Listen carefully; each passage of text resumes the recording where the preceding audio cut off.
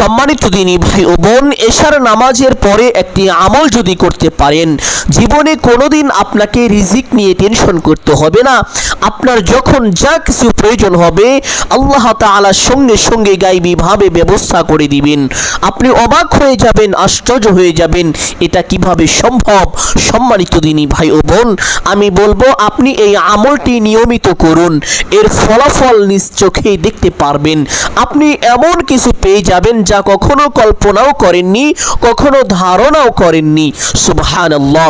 সম্মানিত দিনী ভাই ও বোন, কোনো বান্দা সারাদিন গুনাহ করার পরে এশারের নামাজ পড়ে এই ছোট্ট আমল যদি করে, আল্লাহ তাআলা তার সারাদিনের গুনাহকে ক্ষমা করে দেন। শুধু তাই নয়, কোনো বান্দা যদি নিয়মিত এই আমলটি করতে পারে, মৃত্যুর সঙ্গে সঙ্গে আল্লাহ তাআলা তার জন্য জাহান্নামের আগুনকে হারাম করে দিবেন এবং জান্নাতকে ওয়াজিব করে দিবেন। সুবহানাল্লাহ। সম্মানিত দিনী ভাই বোন, এই আমলটি কখন করিবেন, কিভাবে করিবেন, প্রত্যেকটি বিষয় আপনাদেরকে সুস্পষ্টভাবে বলে দিব। সকলেই গভীর মনোযোগ দিয়ে শুনবেন ইনশাআল্লাহ। অনেকেই আছেন অভাবগ্রস্ত, অনেকেই ঋণগ্রস্ত, লক্ষ লক্ষ কোটি কোটি টাকা ঋণ করে ফেলেছেন, কোনোভাবেই ঋণ পরিশোধ করতে পারছেন না, অনেক চেষ্টা করেছেন। আমি বলবো ছোট্ট এই আমলটি করুন, আল্লাহ তাআলা অবশ্যই আপনাকে কুদরতিভাবে আপনার সমস্ত ঋণকে পরিশোধ করে দিবেন। সুবহানাল্লাহ। অনেকেই তো আছেন যেই দিকেই যান শুধু ব্যর্থ হয়ে যান, কোনোভাবে আপনার উন্নতি হয় না, সফল হতে পারেন না, যেই কাজেই হাত দেন সেই কাজেই আপনি ব্যর্থ হয়ে যান, মানুষ আপনাকে কুফা বলে। আমি বলবো এই ছোট্ট আমলটি তো করুন, আর দেখুন আল্লাহ তাআলা কিভাবে আপনার প্রত্যেকটি কাজকে সহজ করে দেন। সুবহানাল্লাহ। আপনি যেদিকেই যাবেন, যে কাজেই হাত দিবেন, আল্লাহ তাআলা তাতেই আপনাকে বরকতপূর্ণ করবেন, তাতেই আপনাকে সফল করে দিবেন। সম্মানিত দিনী ভাই বোন, অনেকেই অনেক রকম সমস্যায় জর্জরিত হয়ে আছেন, অনেকেই বেকার বসে আছেন, চাকরি খুঁজছেন কিন্তু চাকরির ব্যবস্থা হচ্ছে না, বিভিন্ন সমস্যার কারণে আপনার চাকরি হয় না। আমি বলবো এই ছোট্ট আমলটি করুন, আল্লাহ তাআলা কুদরতিভাবে আপনাকে চাকরির ব্যবস্থা করে দিবেন। অনেকে আছেন বিদেশ যেতে চান কিন্তু ভালো ভিসা পান না, আমি বলবো এই ছোট্ট আমলটি করুন, আল্লাহ তাআলা আপনাকে উন্নত মানের ভালো ভিসার ব্যবস্থা করে দিবেন, যেটা আপনার জন্য অত্যন্ত কল্যাণকর হবে। অনেকে আছেন যাদের সন্তানাদি হয় না, অনেক আমল করেছেন, অনেক দোয়া করেছেন, অনেক মাজারে মসজিদে ফকির মিসকিনকে দান সদাকাও করেছেন, এমনকি বিভিন্ন রকমের চিকিৎসা নিয়েছেন, এমন কোনো চিকিৎসা নেই যে চিকিৎসা আপনি নেননি, কিন্তু এরপরেও আপনার সন্তান হচ্ছে না। আমি বলবো এই ছোট্ট আমলটি আল্লাহ তাআলার উপর পূর্ণ তাওয়াক্কুল ও ভরসা নিয়ে একবার করুন, আল্লাহ তাআলা অবশ্যই আপনাকে নেককার সলিহিন সন্তান দান করিবেন, যেই সন্তান আপনার জন্য দুনিয়া ও আখিরাতে উভয় জাহানে আলোকময় হবে, উভয় জাহানে কল্যাণকর হবে। সুবহানাল্লাহ। সম্মানিত দিনী ভাই ও বোন, এই আমলটি করার জন্য প্রথমে উত্তম রূপে ওযু করিবেন। ওযুর পূর্বে ছোট্ট দুইটি বিষয় অবশ্যই লক্ষ্য করিবেন। এক নম্বর বিষয় হলো ওযুর নিয়ত করা। অধিকাংশ মানুষ জানে না ওযুর পূর্বে ওযুর নিয়ত করিতে হয়, অথচ ওযুর পূর্বে নিয়ত না করিলে ওযু সহি হয় না, ওযু পরিপূর্ণই হয় না, অসম্পূর্ণ থেকে যায়। এই জন্য অবশ্যই নিয়তটি এইভাবে করিবেন।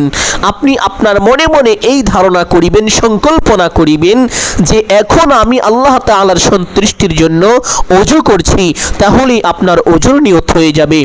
অতঃপর বিসমিল্লাহির রহমানির রহিম পাঠ করে ওযু আরম্ভ করিবেন। ওযুর প্রত্যেকটি অঙ্গ প্রত্যঙ্গ খুব মনোযোগ সহকারে ধৌত করিবেন।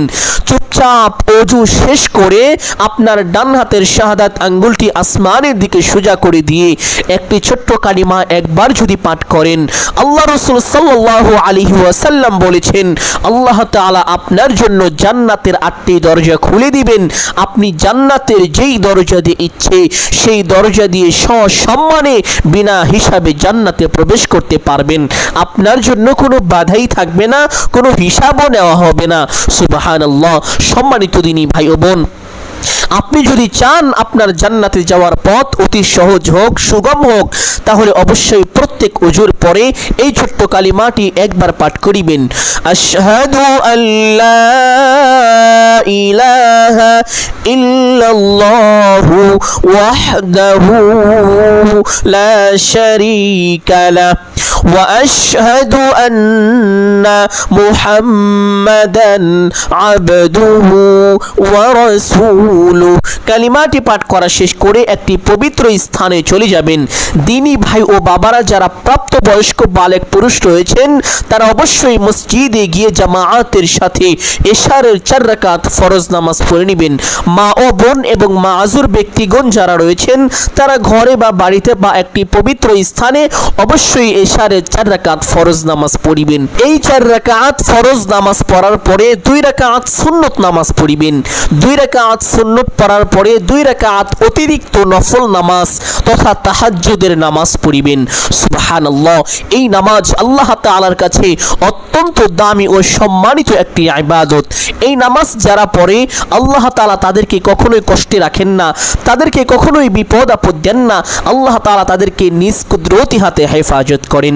শুধু তাই নয়, প্রত্যেক যুগে যতগুলো নবী রাসূল এসেছেন প্রত্যেকেই রাত্রি জাগরণ করে তাহাজ্জুদের সালাত আদায় করেছেন। সুবহানাল্লাহ। সম্মানিত দিনী ভাই ও বোন, এই নামাজের ভিতরে একটি বিশেষ দোয়া যদি পাঠ করিতে পারেন আপনার কপাল খুলে যাবে, ভাগ্য পরিবর্তন হয়ে যাবে। যেদিকেই যাবেন সেদিক থেকে আপনার উন্নতি হবে, আপনি প্রত্যেকটি জায়গায় সফল হতে পারবেন। সম্মানিত দিনী ভাই বোন, অনেকেই জানেন না এই নামাজ কোন কোন সূরা দিয়ে পড়তে হয়, এই নামাজের নিয়ত কিভাবে করতে হয়, এই নামাজের ভিতরে কখন কোন দোয়া কতবার পাঠ করিতে হয়। অল্প সময়ের ভিতরে প্রত্যেকটি বিষয় বলে দিব এবং বিশেষ দোয়াটি কখন কতবার পাঠ করিবেন তাও বলে দিব ইনশাআল্লাহ। সম্মানিত দিনী ভাই বোন, এই নামাজ পড়ার জন্য কিবলামুখী হয়ে দাঁড়িয়ে বাংলায় নিয়ত করিবেন এইভাবে: আমি কিবলামুখী হয়ে আল্লাহ তাআলার সন্তুষ্টির জন্য 2 রাকাত তাহাজ্জুদের নামাজ আদায় করিতেছি বা সালাত আদায় করিতেছি বললেও নিয়ত হয়ে যাবে। নিয়ত শেষ করে প্রত্যেক নামাজে হাত দুটি যেইভাবে উঠিয়ে থাকেন ঠিক সেইভাবে উঠাবেন। উঠিয়ে আল্লাহু আকবার বলে হাত ছেড়ে দিয়ে বেঁধে ফেলবেন। বাঁধার পরে সানা পাঠ করিবেন একবার এইভাবে: সুবহানাকাল্লাহুম্মা ওয়া বিহামদিকা ওয়া তাবারাকা ইসমুকা ওয়া তাআলা জাদ্দুকা ওয়া লা ইলাহা গায়রুক। সানা পাঠ করার পরে একবার আউযু বিল্লাহ এবং একবার বিসমিল্লাহ এইভাবে পাঠ করিবেন: আউযু বিল্লাহি মিনাশ শাইতানির রাজীম, বিসমিল্লাহির রহমানির রহিম। অতঃপর সূরাতুল আল ফাতিহা শুরু থেকে শেষ পর্যন্ত সহি শুদ্ধ করে একবার এইভাবে পাঠ করিবেন: আলহামদুলিল্লাহি রাব্বিল আলামিন, আর রহমানির রহিম, মালিকি ইয়াউমিদ্দিন, ইয়াকা না'বুদু ওয়া ইয়াকা নাস্তাঈন, ইহদিনাস সিরাতাল মুস্তাকিম, সিরাতাল লাযীনা আন'আমতা আলাইহিম গায়রিল মাগদুবি আলাইহিম ওয়ালাদ-দাল্লিন। অতঃপর একবার বলবেন আমিন। অতঃপর বলবেন বিসমিল্লাহির রহমানির রহিম।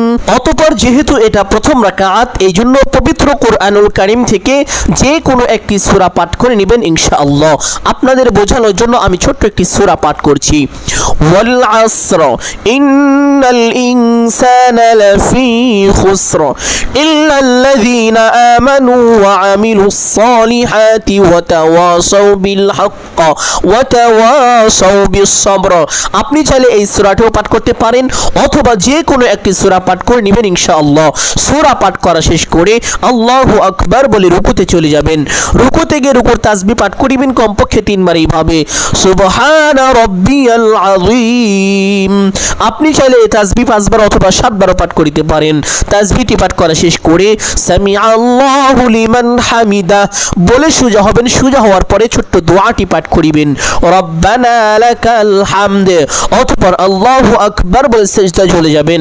সিজদায় গিয়ে সিজদা তাসবিহ পাঠ করিবেন কমপক্ষে 3 বার এইভাবে: সুবহানা রাব্বিয়াল আ'লা। আপনি চাইলে এই তাসবিহ 5 বার অথবা 7 বারও পাঠ করিতে পারেন। তাসবিহটি পাঠ করা শেষ করে একটি ছোট্ট দোয়া পাঠ করিবেন এইভাবে: আল্লাহুম্মা গফিরলি ওয়ারহামনি ওয়ারযুকনি। আল্লাহুম্মা গফিরলি, হে আল্লাহ আপনি আমাকে ক্ষমা করুন, ওয়ারহামনি এবং আমার উপরে দয়া করুন, ওয়ারযুকনি এবং আমাকে রিজিক দান করুন। এইভাবে এই ছোট্ট 3টি বাক্য অবশ্যই পাঠ করার চেষ্টা করিবেন। আল্লাহুম্মা গফিরলি ওয়ারহামনি ওয়ারযুকনি। এইভাবে বাক্য তিনটি 5 বার পাঠ করা শেষ করে আল্লাহু আকবার বলে সোজা হয়ে বসে পড়বেন। বসে দুই সিজদার মাঝখানে একটি গুরুত্বপূর্ণ দোয়া আছে, যদি সেই দোয়াটি পারেন তাহলে অবশ্যই একবার পাঠ করিবেন, যদি না পারেন পাঠ করতে হবে না, কোনো সমস্যা নেই। একটু সময় অপেক্ষা করে আল্লাহু আকবার বলে আরেকটি সিজদা চলে যাবেন। সিজদায় গিয়ে সিজদা তাসবিহ পাঠ করিবেন কমপক্ষে 3 বার এইভাবে সুবহানা রাব্বিয়াল আ'লা। আপনি চাইলে এই তাসবিহ 5 বার অথবা 7 বার পাঠ করিতে পারেন। তাসবিহটি পাঠ করা শেষ করে সেই ছোট্ট দোয়াটি পাঠ করিবেন, আল্লাহুম্মা গফিরলি ওয়ারহামনি ওয়ারযুকনি। দোয়াটি পাঠ করা শেষ করে আল্লাহু আকবার বলে সোজা হয়ে দাঁড়িয়ে যাবেন। দাঁড়িয়ে হাত দুটি বেঁধে ফেলবেন, অতঃপর বিসমিল্লাহ পাঠ করিবেন এইভাবে বিসমিল্লাহির রহমানির রহিম। অতঃপর সূরাতুল আল ফাতিহা শুরু থেকে শেষ পর্যন্ত সহিহ শুদ্ধ করে একবার পাঠ করিবেন ইনশাআল্লাহ। অতঃপর একবার বলবেন আমিন, অতঃপর বলবেন বিসমিল্লাহির রহমানির রহিম। অতঃপর যেহেতু এটা দ্বিতীয় রাকাত, এই জন্য পবিত্র কোরআনুল কারীমের ছোট্ট সূরার মধ্যে অন্যতম দামি একটি সূরা হলো সূরাতুল আল ইখলাস তথা কুল হুয়াল্লাহর সূরা। এই সূরা এতটাই দামি যে আল্লাহ তাআলা তার মহান পবিত্র পরিচয় পর্যন্ত এই সূরার মধ্যে তুলে ধরেছেন। সুবহানাল্লাহ। সূরাটি একবার এইভাবে পাঠ করিবেন, কুল হুয়াল্লাহু আহাদ আল্লাহুস সামাদ লাম ইয়ালিদ ওয়া লাম ইউলাদ ওয়া লাম ইয়াকুল লাহু কুফুয়ান আহাদ। সূরা পাঠ করা শেষ করে আল্লাহু আকবার বলে রুকুতে চলে যাবেন। রুকুতে গিয়ে রুকুর তাসবিহ পাঠ করিবেন কমপক্ষে 3 বার এইভাবে সুবহানা রাব্বিয়াল আযীম। আপনি চাইলে তাসবিহ 5 বার অথবা 7 বার পাঠ করিতে পারেন। তাসবিহটি পাঠ করা শেষ করে সামিআল্লাহু লিমান হামিদা বলে সোজা হবেন। সোজা হওয়ার পরে ছোট্ট দোয়াটি পাঠ করিবেন, রব্বানা লাকাল হামদ। অতঃপর আল্লাহু আকবার বলে সিজদায় চলে যাবেন। সিজদায় গিয়ে সিজদা তাসবিহ পাঠ করিবেন কমপক্ষে 3 বার এইভাবে সুবহানা রাব্বিয়াল আ'লা। আপনি চাইলে এই তাসবিহ 5 বার অথবা 7 বার পাঠ করিতে পারেন।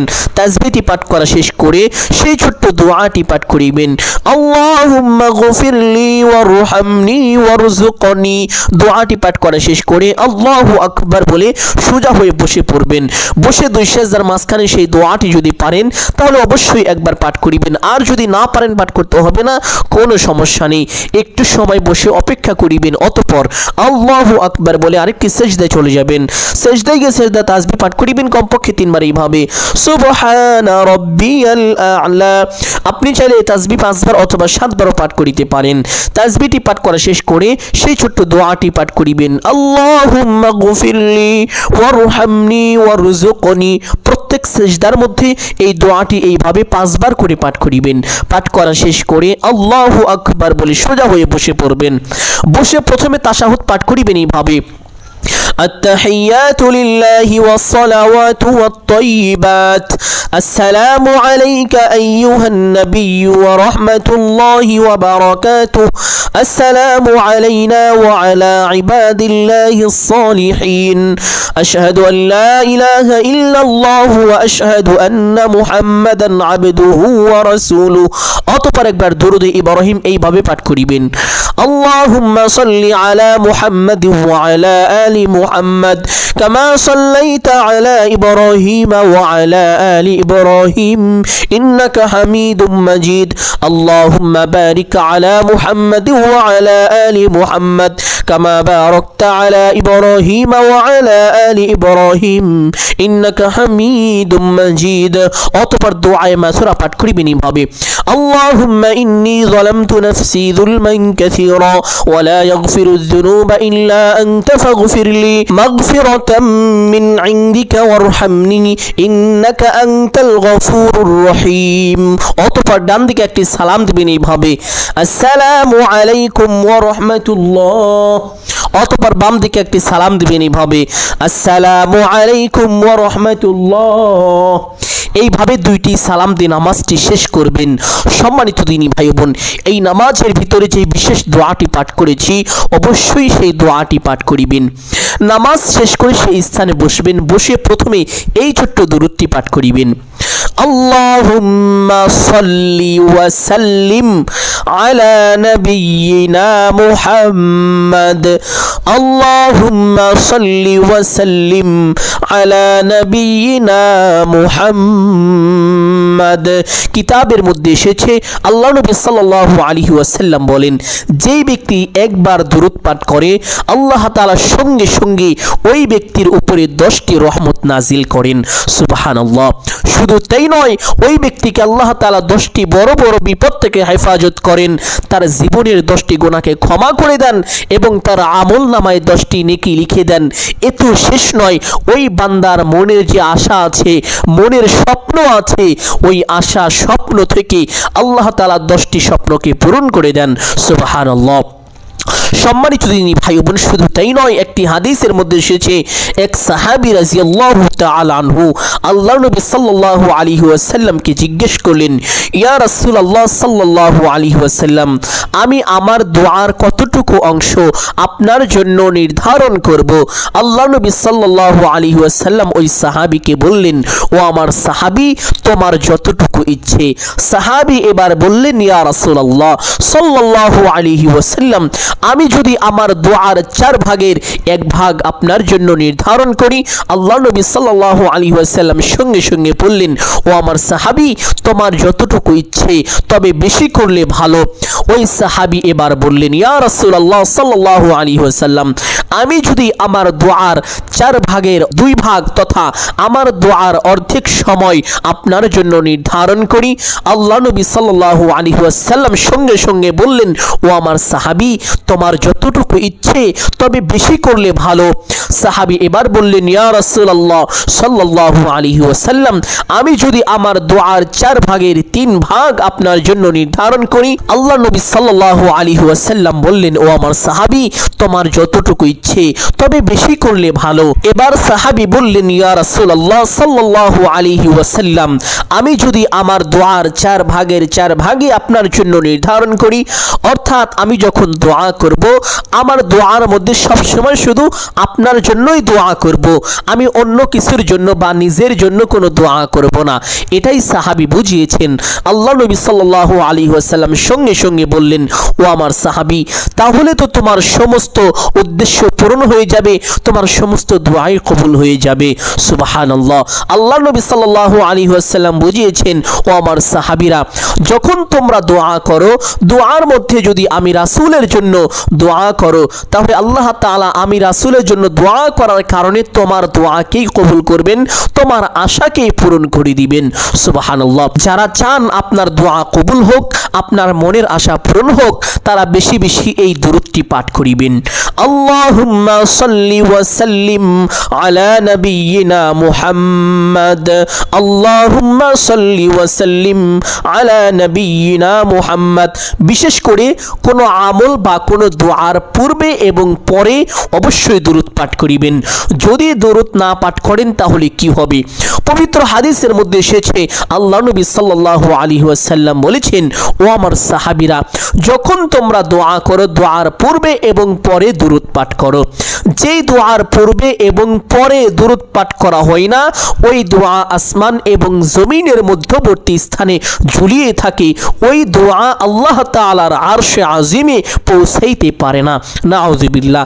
আপনার দোয়া যদি আসমানের উপরেই যেতে না পারে, আল্লাহ তাআলার আরশে আজিমেই পৌঁছাইতে না পারে, তাহলে আপনার দোয়া কিভাবে কবুল হবে? সম্মানিত দিনী ভাই বোন, আপনি যদি চান আপনার দোয়া কবুল হোক, আপনার মনের আশা পূরণ হোক, তাহলে অবশ্যই দোয়ার পূর্বে এবং পরে দুরূদ পাঠ করিবেন। সম্মানিত দিনী ভাই বোন, আমলের সময় এই দুরূদ এইভাবে 3 বার পাঠ করিবেন। 3 বার দুরূদ পাঠ করার পরে একটি ছোট্ট ইস্তেগফার এইভাবে পাঠ করিবেন। আস্তাগফিরুল্লাহাল আযীম, ইন্নাল্লাহা গফুরুর রহিম। আস্তাগফিরুল্লাহাল আযীম, ইন্নাল্লাহা গফুরুর রহিম। আল্লাহ নবী সাল্লাল্লাহু আলাইহি ওয়াসাল্লাম বলেন, যারা বেশি বেশি ইস্তেগফার করে আল্লাহ তাআলা তার সকল সংকটকে দূর করে দেন, তার গুনাহকে মোচন করে দেন। আল্লাহ তাআলা তাকে অকল্পনীয়ভাবে রিজিকের ব্যবস্থা করে দেন। সুবহানাল্লাহ। সম্মানিত দিনী ভাই ও বোন, ইস্তেগফার যখন পাঠ করিবেন জীবনের সমস্ত গুনাহের কথা স্মরণ করিবেন। শিরিকি, কুফরি, বিদআতি, নাফরমানি, চগলখুরি, এমনকি জিনাহের মতো পাপিষ্ঠ গুনাহও যদি করে থাকেন, সমস্ত গুনাহের কথা স্মরণ করে আল্লাহ তাআলার দরবারে লজ্জিত ও অনুতপ্ত হয়ে ক্ষমার আশায় আল্লাহ তাআলাকে সন্তুষ্টি করার উদ্দেশ্যে ইস্তেগফার পাঠ করিবেন, তাহলে আল্লাহ তাআলা আপনাকে সঙ্গে সঙ্গে ক্ষমা করে দিবেন, আপনার উপরে রাজি সন্তুষ্টি হয়ে যাবেন, আপনি যা চাইবেন তাই পাবেন, আপনার মনের আশাকে আল্লাহ তাআলা পূরণ করে দিবেন, আপনার উপর থেকে সকল প্রকার বিপদ আপদ বালা মুসিবত উঠিয়ে নেবেন। সুবহানাল্লাহ। আমলের সময় এই ইস্তেগফারটি 3 বার পাঠ করিবেন, আর এমনিতে যখনই সময় পাবেন বেশি বেশি পাঠ করার চেষ্টা করিবেন। ইস্তেগফারটি পাঠ করার পরে একটি ছোট্ট দোয়া পাঠ করিবেন, যেই দোয়ার ব্যাপারে কিতাবের মধ্যে এসেছে। ইবনে জারির তাবারি রহমাতুল্লাহি আলাইহি একটি মরফু হাদিসে নকল করেন, আল্লাহর একটি নাম আছে যে নামটি নিয়ে কেউ দোয়া করলে তা কবুল করা হয় এবং এই নামের ওসিলায় কিছু চাওয়া হলে তা দেওয়া হয়। এই দোয়ার ফজিলত সম্পর্কে হযরত সাদ ইবনে আবি ওয়াক্কাস রাদিয়াল্লাহু তাআলা আনহু থেকে বর্ণিত, রাসূলুল্লাহ সাল্লাল্লাহু আলাইহি ওয়াসাল্লাম বলেছেন যে মাছের পেটে থাকা অবস্থায় হযরত ইউনুস আলাইহিস সালামের দোয়া ছিল এই দোয়া। যে কোনো প্রয়োজনে কোনো মুসলমান যদি এই দোয়া পড়ে তার প্রতিপালককে ডাকে, তাহলে অবশ্যই আল্লাহ তাআলা তার ডাকে সাড়া দিবেন। আরেকটি রিওয়ায়াতে এসেছে, হযরত ইবনে আবি হাতেম রহমাতুল্লাহি আলাইহি নকল করেন, যে কোনো ব্যক্তি এই দোয়া পড়ে দোয়া করলে সে দোয়া কবুল করা হয়, কারণ এই আয়াতের শেষে আল্লাহ তাআলা বলেছেন ওয়া কাযালিকা নুনজিল মুমিনিন, অর্থাৎ এভাবেই আমি মুমিনদেরকে মুক্তি দিয়ে থাকি। সুবহানাল্লাহ। হযরত সাদ ইবনে আবি ওয়াক্কাস রাদিয়াল্লাহু তাআলা আনহু বলেন, আমি জিজ্ঞেস করলাম, ইয়া রাসূলুল্লাহ সাল্লাল্লাহু আলাইহি ওয়াসাল্লাম, এই দোয়াটি কি হযরত ইউনুস আলাইহিস সালামেরই বৈশিষ্ট্য নাকি সব মুসলমানের জন্যই? তখন রাসূলুল্লাহ সাল্লাল্লাহু আলাইহি ওয়াসাল্লাম বললেন, তুমি কি পড়নি ওয়ারাজ্জাইনাহু মিনাল গাম্মি ওয়া কাযালিকা নুনজিল মুমিনিন, অর্থাৎ আমি তাকে চিন্তা থেকে মুক্তি দিয়েছি আর আমি এভাবেই মুমিনদেরকে মুক্তি দিয়ে থাকি। অতএব যে কোনো ব্যক্তি এইভাবে দোয়া করবে আল্লাহ তাআলা সে দোয়া কবুল করার প্রতিশ্রুতি দিয়েছেন। সুবহানাল্লাহ। হযরত ইবনে আবি হাতিম রহমাতুল্লাহি আলাইহি হযরত কাসির ইবনে সাআদ থেকে নকল করেন, তিনি বলেন, আমি হাসান বসরি রহমাতুল্লাহি আলাইহিকে জিজ্ঞাসা করলাম যে আল্লাহর ইসমে আজম কোনটি, যে নামের দ্বারা দোয়া করলে দোয়া কবুল হয় এবং কোনো কিছু চাইলে তা দেওয়া হয়? উত্তরে তিনি বললেন, ভাতুষ পুত্র, তুমি কি আল্লাহর এই বাণীটি পড়নি? অতঃপর তিনি এই আয়াত দুটি তেলাওয়াত করে বললেন, এটাই হলো সেই ইসমে আজম যার দ্বারা দোয়া করলে দোয়া কবুল হয় এবং কোনো কিছু চাওয়া হলে তা দেওয়া হয়। তাফসিরে ইবনে কাসিরের মধ্যে এই হাদিসটি এসেছে। আরেকটি হাদিসের মধ্যে এসেছে, কোনো মুসলমান যদি অসুস্থ অবস্থায় এই আয়াতটি 40 বার পাঠ করে তাহলে ওই অসুখে সে মারা গেলে 40 জন শহীদের সওয়াব পাবে, আর সুস্থ হয়ে গেলে তার যাবতীয় গুনাহ মাফ করে দেওয়া হবে। সুবহানাল্লাহ। সম্মানিত দিনী ভাই বোন, বুঝতেই পারছেন এই দোয়াটি কত মূল্যবান, কত ফজিলতপূর্ণ। কোনো ব্যক্তি অসুস্থ হয়েছে, অসুস্থ অবস্থায় এই দোয়াটি 40 বার পাঠ করেছে, সে যদি অসুস্থ অবস্থায় মারা যায় তাহলে সে 40 জন শহীদের সমপরিমাণ সওয়াব পাবে। সুবহানাল্লাহ। আর সে যদি মারা না গিয়ে সুস্থ হয়ে যায় তাহলে আল্লাহ তাআলা তার জীবনের সমস্ত গুনাহকে ক্ষমা করে দিবেন। সুবহানাল্লাহ। এই জন্য যারা অসুস্থ ব্যক্তি আছেন বেশি বেশি এই দোয়াটি পাঠ করিবেন, বিশেষ করে 40 বার কমপক্ষে অবশ্যই পাঠ করিবেন।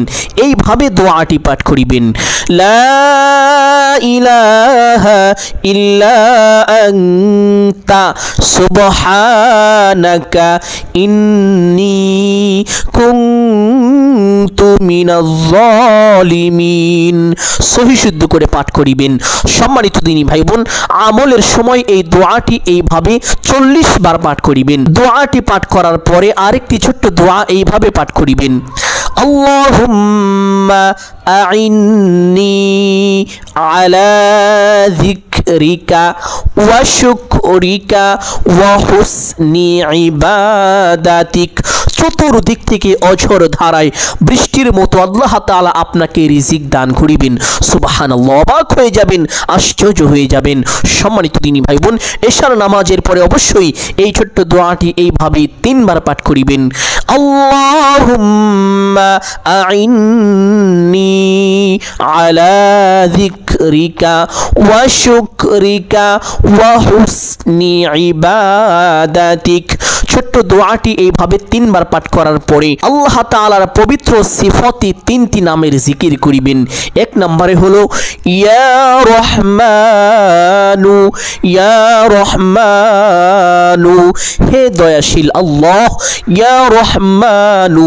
এই নাম ধরে ধরে আল্লাহকে যদি এইভাবে ডাকতে পারেন, আল্লাহ তাআলা আপনার উপর প্রচুর পরিমাণ দয়া করিবেন।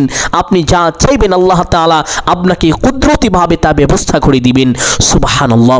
সম্মানিত দিনী ভাই বোন, 2 নম্বর নাম হলো ইয়া গফফারু, ইয়া গফফারু, ইয়া গফফারু। জীবনে যত রকম গুনাহ করেছেন সমস্ত গুনাহকে আল্লাহ তাআলা ক্ষমা করে দিবেন আপনি যদি এই নামের উসিলায় আল্লাহ তাআলার কাছে দোয়া করতে পারেন। ইয়া গফফারু, ইয়া গফফারু। 3 নাম্বার হলো ইয়া আল্লাহ। আপনি যা চাইবেন আল্লাহ তাআলা আপনাকে তাই দিবেন যদি আপনি এই নামের উসিলা করে আল্লাহ তাআলার কাছে দোয়া করতে পারেন। সম্মানিত দিনী ভাই বোন, তাহলে এই 3টি নামের জিকির করিবেন। প্রথমে ইয়া রহমানু, অতঃপর ইয়া গফফারু, অতঃপর ইয়া আল্লাহু। এই 3টি নাম এইভাবে 100 বার করে পাঠ করিবেন। 100 বার এই 3টি নাম পাঠ করে আপনি যদি আল্লাহ তাআলার কাছে কোনো কিছু চান, আল্লাহ তাআলা অবশ্যই আপনার চাওয়াকে পূর্ণ করে দিবেন, আপনার দোয়াকে কবুল করে দিবেন, আপনার মনের আশা বাসনা, আশা আকাঙ্ক্ষা আল্লাহ তাআলা পূর্ণ করে দিবেন। সুবহানাল্লাহ। সম্মানিত দিনী ভাই বোন, এই 3টি নামের জিকির করার পরে একবার এই ছোট্ট দুরূদটি পাঠ করিবেন। আল্লাহুম্মা সাল্লি ওয়া সাল্লিম আলা নাবিয়িনা মুহাম্মদ, আল্লাহুম্মা সাল্লি ওয়া সাল্লিম আলা নাবিয়িনা মুহাম্মদ। ছোট্ট দুরূদটি এইভাবে একবার পাঠ করে দোয়া মুনাজাত করিবেন। আলহামদুলিল্লাহি রাব্বিল আলামিন ওয়াস সালাতু ওয়াস সালামু আলা সাইয়্যিদিল আমবিয়া ওয়াল মুরসালিন। অতঃপর আপনার যাহা কিছু প্রয়োজন সমস্ত কিছু আল্লাহ তাআলার কাছে চাইবেন। এখন আপনি যা চাইবেন তাই পাবেন। সমস্ত চাওয়া শেষ করে একবার বলবেন হে আল্লাহ, ইয়া রহমান, ইয়া গফফার, ইয়া আজিজ, ইয়া করিম, ইয়া সত্তার। আল্লাহ তাআলার বেশ কয়েকটি গুণবাচক নাম ধরে ধরে আল্লাহকে দোয়ার মধ্যে ডাকবেন। অতঃপর বলবেন হে আল্লাহ, আপনার হাবিবের উসিলা করে আমার দোয়া মুনাজাত কবুল আর মঞ্জুর করে নিন। অতঃপর বলবেন আমিন আমিন আমিন বিরহমাতিকা ইয়া আরহামার রাহিমিন। দোয়া মুনাজাত শেষ করে সঙ্গে সঙ্গে একবার বলবেন সাল্লাল্লাহু আলাইহি ওয়াসাল্লাম। সাথে সাথে আপনার দোয়া আল্লাহ তাআলার আরশে আজিমে পৌঁছে যাবে, দোয়া কবুল আর মঞ্জুর হয়ে যাবে। সুবহানাল্লাহ। আপনি যদি এইভাবে প্রত্যেক দিন এশার নামাজের পরে আমলটি করতে পারেন, যাদের চাকরি নেই চাকরির ব্যবস্থা হয়ে যাবে। অল্প সময়ের ভিতরে এমন এমন চাকরির সন্ধান আপনি পেয়ে যাবেন, এমন জায়গা থেকে আপনার কাছে চাকরির অফার আসবে, আপনি অবাক হয়ে যাবেন, আশ্চর্য হয়ে যাবেন, যা জীবনে কল্পনাও করতে পারেননি। সুবহানাল্লাহ। যারা বিদেশ যেতে চান, ভালো ভিসা পান না, আল্লাহ তাআলা অল্প সময়ের ভিতরে উন্নত মানের ভালো ভিসার ব্যবস্থা করে দিবেন। যাদের সন্তান হয় না, আল্লাহ তাআলা তাদেরকে সন্তান দান করিবেন। যাদের রিজিকের অভাব, আল্লাহ তাআলা তাদেরকে অঢেল ধন সম্পদ দিয়ে ভরে রাখবেন। আল্লাহ তাআলা তাদেরকে চতুর্দিক থেকে অঝোর ধারায় বৃষ্টির মতো রিজিকের ব্যবস্থা করে দিবেন। সুবহানাল্লাহ। সম্মানিত দিনী ভাই বোন, আমি আশা করছি আজকের এই আমলটি আপনাদের জন্য অত্যন্ত গুরুত্বপূর্ণ এবং উপকারী ছিল। অতএব সকলকে বলবো সদকায়ে জারিয়ার উদ্দেশ্যে একটি হলেও শেয়ার করে দিবেন। যদি আলোচনাটি ভালো লাগে একটি লাইক করবেন, কমেন্টে আমিন বলে তো শরীক থাকবেন। যারা এই চ্যানেলে নতুন দর্শক রয়েছেন, চেষ্টা করবেন চ্যানেলটি সাবস্ক্রাইব করে রাখার জন্য। সকলের জন্য অন্তর থেকে দোয়া করি আল্লাহ তাআলা সকলকে ভালো রাখুন, সুস্থ রাখুন, জানে মালে কামাই রুজিতে প্রচুর পরিমাণ বরকত দান করুন। সকলেই বলি আমিন সুম্মা আমিন। আসসালামু আলাইকুম ওয়া রাহমাতুল্লাহি ওয়া বারাকাতুহু।